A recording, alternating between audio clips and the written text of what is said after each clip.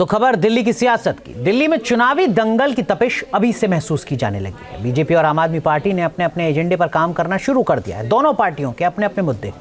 बड़ा सवाल यह कि आखिर मुद्दों के महासंग्राम में आगे कौन है।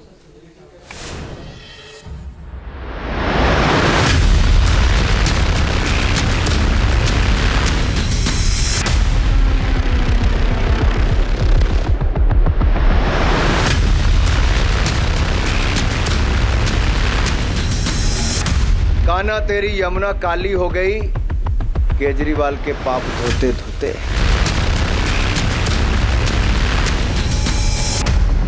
दिल्ली के सियासी दंगल में अपने अपने दांव चले जाने लगे हैं। आम आदमी पार्टी और बीजेपी के बीच टक्कर सीधी है। ये दो तस्वीरें दिल्ली के सियासी दंगल को बयां कर रही है। एक तरफ बीजेपी का आरोप पत्र है तो दूसरी तरफ दिल्ली में आम आदमी पार्टी की तरफ से महिला सम्मान योजना की शुरुआत। दिल्ली के सियासी संग्राम की स्क्रिप्ट लिखी जा रही है। इस आरोप पत्र के जरिए बीजेपी आम आदमी पार्टी का काला चिट्ठा खोलने का दावा कर रही है। 10 साल दिल्ली बेहाल, सरकार कंगाल, बीमार हेल्थ केयर सिस्टम, वायु प्रदूषण, यमुना का पॉल्यूशन, ये वो मुद्दे हैं जिसके जरिए बीजेपी आम आदमी पार्टी को मात देने की रणनीति बना चुकी है। ये आम आदमी पार्टी में आम उतना ही है जितना गुलाब जामुन में गुलाब और जामुन होता है। ये आम नहीं, एक खास है जो खास तरीके से लूटने आई थी।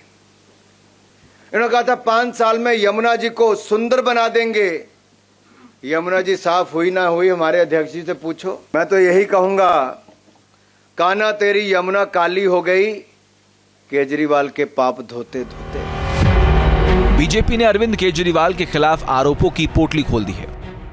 वहीं आम आदमी पार्टी ने दिल्ली चुनाव के लिए सबसे बड़ा दांव चल दिया। माना जाता है कि महाराष्ट्र में बीजेपी और झारखंड की सत्ता जीएमएम के झोली में जाने की वजह यही दांव है। जिस तरह महाराष्ट्र और झारखंड में विमेन वेलफेयर से जुड़ी योजना को गेम चेंजर बताया जाता है, उसी तरह दिल्ली में आम आदमी पार्टी ने महिला सम्मान योजना की शुरुआत कर दी है। इस मौके पर अरविंद केजरीवाल के साथ दिल्ली की मुख्यमंत्री आतिशी मौजूद रहीं। महिला सम्मान योजना के तहत दिल्ली की महिलाओं को चुनाव से पहले 1000 रुपए दिए जाएंगे। वहीं चुनाव के बाद इस राशि को बढ़ाकर 2100 कर दिया जाएगा। इस योजना में रजिस्ट्रेशन की शुरुआत हो गई है। अब पार्टी नेता और कार्यकर्ता घर घर जाकर महिलाओं का रजिस्ट्रेशन करेंगे। दिल्ली की आधी आबादी के लिए आम आदमी पार्टी इस योजना को बेहद अहम बता रही है। बीजेपी के आरोप पत्र को सवालों में खड़ा कर रही है। चुनाव लड़ने के लिए कोई एजेंडा नहीं है, कोई प्लानिंग नहीं है। वो दिल्ली के लोगों को ये बताएं कि 5 साल में दिल्ली के लिए उन्होंने, बीजेपी वालों ने क्या काम किया। चुनाव में आए हैं और चुनाव में भी कभी चार्जशीट निकालते हैं, कभी मुझे गालियां देते हैं, कभी केवल और केवल गालियां गालियां गालियां गालियां गालियां। इनका एक ही मैनिफेस्टो है, केजरीवाल को गालियां दी, केजरीवाल को आने वाले 5 साल में गालियां देंगे। 2020 के दिल्ली के विधानसभा के आंकड़ों की बात करें तो आम आदमी पार्टी ने 62 सीटें जीती और 53.57% वोट हासिल किए।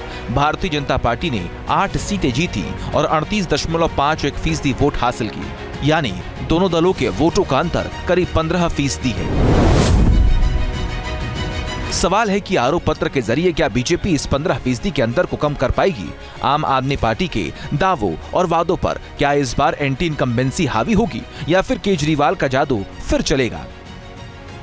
दिल्ली की सियासत से जुड़े बहुत सारे सवाल हैं और इन सवालों का जवाब सिर्फ जनता के पास है। स्वागत करेंगे team news nation. News nation अब व्हाट्सएप पर खबरों की ताजा अपडेट के लिए न्यूज नेशन के इस QR कोड को स्कैन करें।